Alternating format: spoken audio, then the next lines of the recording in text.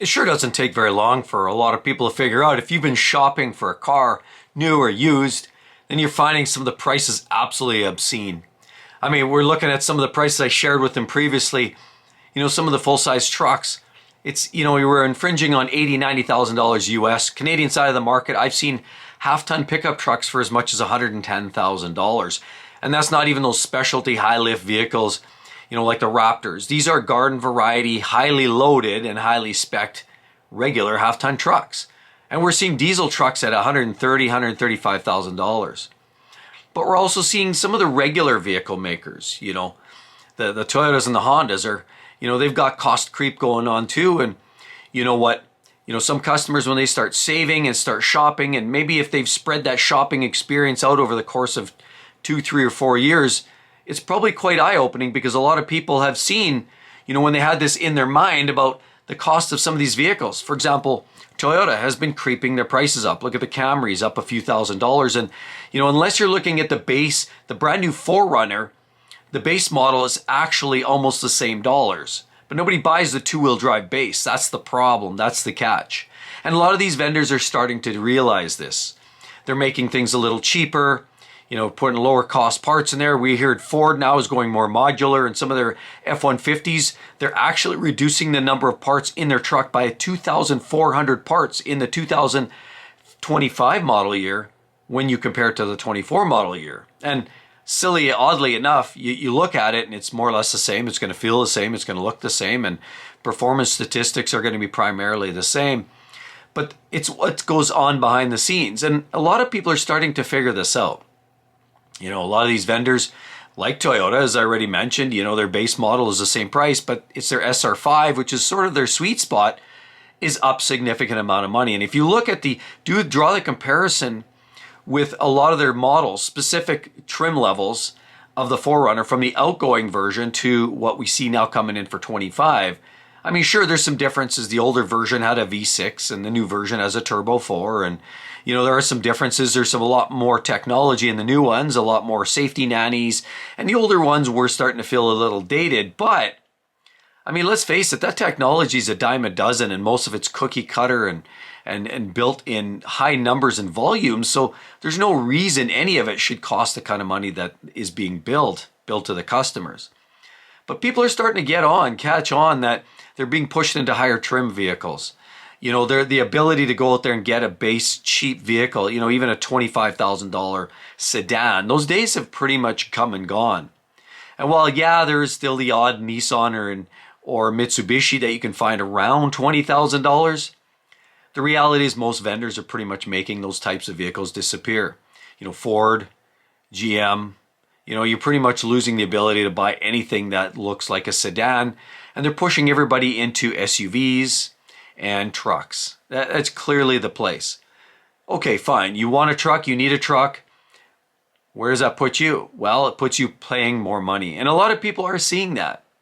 And let's face it. I mean, I see a lot of, I create videos here regularly about, some of the high costs. And, I really do drill in on the cost of living crisis because that's real. That's what's tangible. That's what you and I, all the viewers and myself are faced with. We're out there trying to find something that we can afford, and yet then we're faced with high food prices and, rent is getting more expensive and then, insult to injury, we walk into a dealership and we find what we knew was a price on, said half-ton truck 5 years ago. And then we look at it today because we didn't really want to pull the trigger 5 years ago. And now we're greeted to price tags that are up, 30%, 40% more than they were 5 years ago. That is a lot of insult. And at a time when people need a break. So what I'm starting to find now, and I'm getting a lot of comments in my comments section below, people are reaching out all the time. And even those special videos that I drop where I say, hey, here's some great deals. Here's some of the biggest incentives. Here's the zero APRs. Here's the opportunities to save a buck. I do in fact try to provide some, options and opportunities for people that, realize that prices are certainly going up, but they're still maybe in the market to buy. Maybe they're willing to grin and bear it, and maybe they just want to buy a vehicle and say, look, you know what, I'll pay the price and I keep my vehicles a long time anyway. So all is well and good and they're willing to pay it. But a lot of people and the responses I get are coming from a place of passion, and they're hurt by the simple fact that a lot of these dealers and a lot of these manufacturers are kicking people when they're down. That's what it feels like. And I'm feeling the same. I've been shopping for vehicles. I'd love a new vehicle. But I've kind of come to terms with and come to grips with the very idea that I don't know if it's in the cards. I've sort of come to terms with that. You know, I'd love to get a new truck. And you know, I showed you the truck I drive. I've got an old 2003 Ram 1500. It's got the 4.7. It's not a fancy flash and dash. It's like an SLT. So I got power seat, power windows, locks, the conventional stuff. There's not a lot of features to it, but it works, And I've got about 180,000 kilometers on it right now, probably 110, 115,000 miles. Still runs well, doesn't use oil, rattles a little when it's cold, but hey, show me a Ram that doesn't and I'll show you $5 million. So realistically, a lot of people are starting to come to terms with these high prices and it angers a lot of people. It really does. It angers me, I mean, we shouldn't be mad. I mean, we should enjoy our lives and enjoy our time with the family and our vacations and our jobs. And that's all well and good to say that until you need a vehicle to get to work, to pay for that job, or to go to that job to pay for your cost of living, your food and your roof over your head. But it really impacts more than the option of, or the opportunity of going to get a nice to have. Because while some people just want to go out and buy that new shiny toy and that new shiny SUV or car or truck, there are a lot of people that just like to flip vehicles every 2 or 3 years. The fact remains is there's a lot of us out there that need a vehicle to get around, to take our kids to sports, to get ourselves to work, to do the basic essentials, just to get around, because a lot of these places we live are spread out. We don't all live in these tightly wound little European towns where you can walk from the store to the restaurant, to the church, it doesn't work like that in a lot of these places in the US and Canada where it's very spread out. We need a vehicle. And, there comes a time when you're going to need to buy something different. I mean, even my 2003, I know I'm on borrowed time. But I think what a lot of people are starting to realize with these extraordinarily high prices is, saying, the hell with this BS. What comes around goes around. And they realize that they're not going to keep feeding the beast. Well, there are people that are buying new vehicles. You'll look around, look on the streets. There's new trucks there and there's a new SUV driving by. And there's always people buying, absolutely. But a lot of that's enabled by the banks. The banks essentially own probably the majority of these new vehicles because we're seeing a lot of the rates of repossessions are climbing. And a lot of people like me and like a lot of you that are watching, not everybody, but a lot of you that are watching this channel can appreciate and relate with me in the sense that, sure, we'd all love a new vehicle, but we're also not going to, bend over and take it. No, we look at other options. There's other opportunities to keep getting ourselves to work. And it doesn't always mean that you have to buy that newest vehicle. In my case, you know what? I keep putting new tires and brakes on my truck. You do oil services, you stick with the maintenance. If something starts to leak, you kind of address it and deal with it. If there's a weird noise, you try to figure it out. If you can fix it, you do. I'll do it at a reasonable level. I mean, you want to put a $100 saddle on a $10 horse, but even that concept becomes more sensible these days. I mean, realistically, I look at my truck now and, if it were to blow an engine, hypothetically, I'm more than willing to drop a new crate engine in it. I think of the new price of a new truck, even the base model, garden variety. I think some of the base work trucks that you're getting from some of these vendors, I've shown you, Chevy, you're still paying 60 grand, 55 plus taxes, 60 grand for a base, regular cab long box with the 4-cylinder 2.7, and that's going to cost you $60,000 Canadian with taxes. I look at a lot of the Rams now, they got the work trucks that are very cheap and dirty with the V6, and you're going to pay $65,000 for those trucks.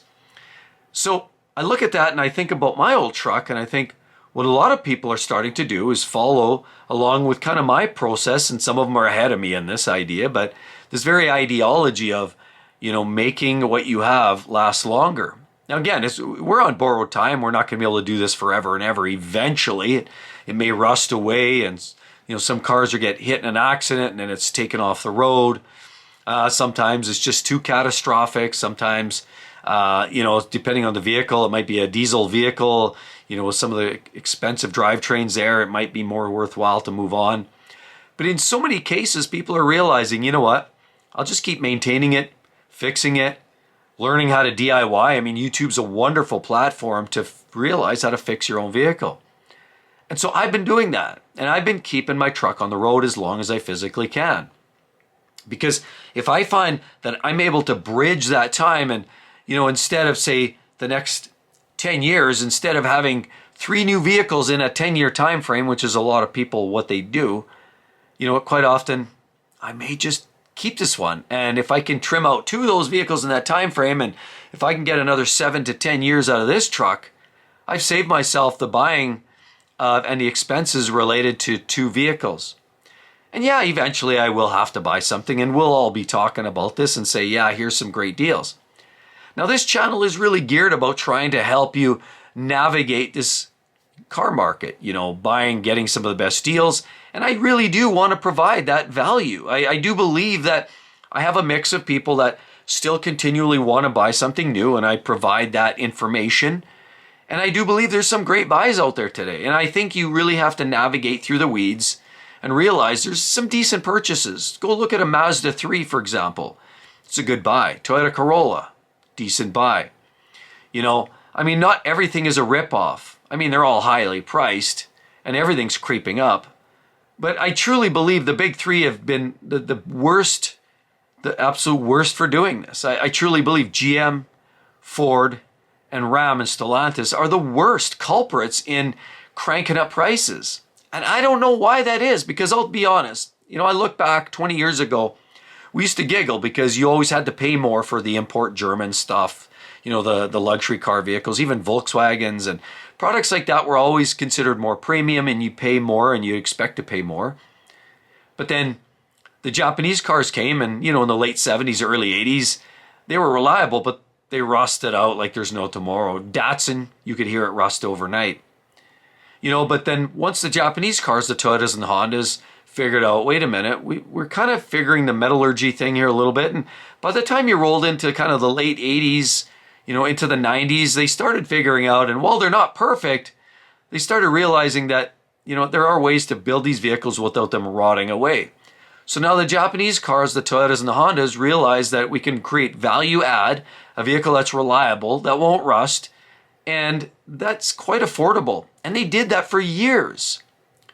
But they were always a little bit more money. Everything import was a little bit more money than the domestic products. If you looked at a Toyota Camry, it was traditionally more money than a Malibu. You looked at the import versus domestic, it was always a premium dollar. It didn't matter if it was coming from Japan or Germany, it was always more money for an import. And it was justified. A lot of people felt that, the product is reliable, it's quality, and I'm okay in paying that because it feels right to pay that. And the domestic vehicle manufacturers often knew that they sort of had to provide value in other ways. The quality and the reliability wasn't quite there, but the value came in the way of pricing. But time has come, and I've watched this change and this shift over the last 20 years where the value proposition of the domestic products become much more, well, let's just say much less defined. And a lot of people just said, you know what?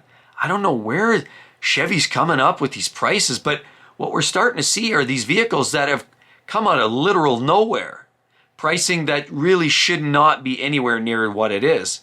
And now what we've sort of seen is this crossover where we've seen this bridging of effects where pricing now is higher on most of the domestic products than the import products. Where now we're seeing half-ton trucks costing more than BMWs and Audis. We never thought we'd ever see those days, but how did we get here? Well, I guess it's capitalism. Supply and demand, but realistically, it's greedflation. It's because they can, right? And a lot of people have realized, the buyers have enabled this, and buyers have realized that trucks are fun to have. They can tow their boat, they can go to work, they can haul their kids. But now trucks are also built with leather interior, sunroofs, power everything. And so they realize instead of buying that Cadillac car, they can now just buy a truck and they can meet all the intent and the versatility and the ruggedness, and they can get their cake and eat it too. And so the vendors are realizing, wait a minute, I think we are onto something here. It doesn't mean that vehicle's worth more. It means that, you know what, there's a demand and the market naturally will deliver. Okay. A lot of people are driving trucks and don't need them. And I find a lot of people getting angry. I notice on the channel too that a lot of people that don't use them for work, don't use them for towing, don't use them for any of that, and the boxes are unscraped, and say, why are they buying that? That's driving prices up. It actually, well, it is. I mean, everybody has the right to buy whatever they want, and at the end of the day, I like the versatility of a truck. I use mine quite frequently. I tow things, I haul things, and I've been using it a lot in that way. But a lot of people don't. You'll see that big dually with shiny box cover and box door on it, tailgate, and it's never used for that reason. And there's a dually and he's driving down the road, idling down the road, and you could ask that question a million times from Sunday. Why would you bother? And the response from that person is, because I can. And it's unfortunate because those people now needing a truck or an SUV or needing something that's popular, SUVs are popular, trucks are popular these days, are being pushed out of the market, people that actually need them, because it's a popularity contest now.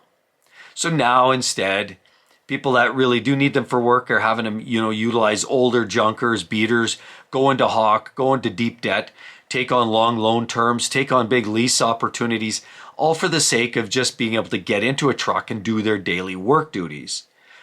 It's supply and demand, and this is the market we're in.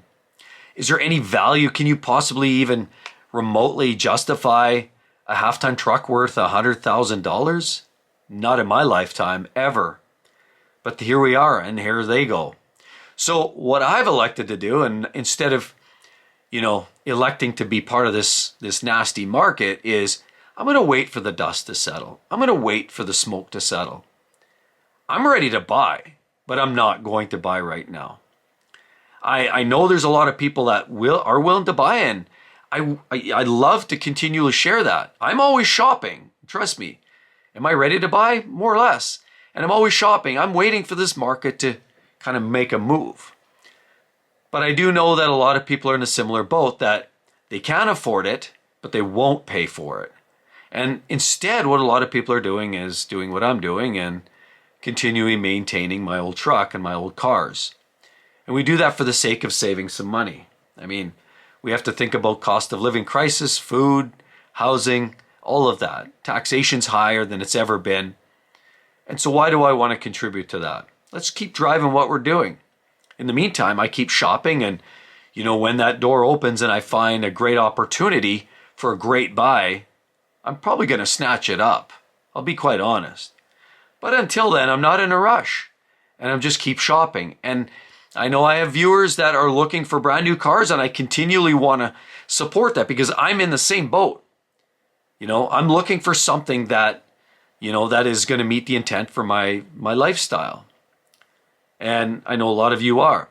But there's a lot of you that, sit on the sidelines and are very upset with the way the market has trended. And I don't blame you, because I'm feeling a lot of those same feelings. I was ready to buy, and I sat and I waited. I saved a little bit. And then by the time I had some money, I realized that it was just cost prohibitive. It was just ridiculous. I didn't want to participate. So here we are, and here you are. And I hope that helps all of you, that, there's always an opportunity to pick up, either continue fixing what you're driving, or fix up something that maybe is a good, slightly older, maybe 5, 10, 15-year-old vehicle. Maybe somebody is trying to get rid of something. Maybe something, you go to one of those open auctions. I mean, those are risky because sometimes they're there for a reason. But there's always something out there to buy. And so I'm willing to keep doing what I'm doing while always keeping that one eye open, because I am, in fact, looking for something to buy brand new, but waiting to look for an opportunity. Watching for that right vehicle to come along, and watching for some of these dealers to feel really motivated to provide some serious incentives because I think a $2,500 incentive off a vehicle that naturally costs $83,000, that's not an incentive and it's no motivation for me. So I hope that helps each and every one of you kind of navigate this market. Absolutely, keep shopping, keep watching for those incentives, and keeping doing what you've got to do. But for the time being, don't fret. We're all in the same boat together. And you might want to just keep fixing what you're fixing and keep driving what you're driving just until you find that perfect deal. Anyway, hope to see each and every one of you on the next one. Be sure to check out these videos. They're great. You're going to love it. Hope to see each and every one of you in the next one. See you then. Bye-bye.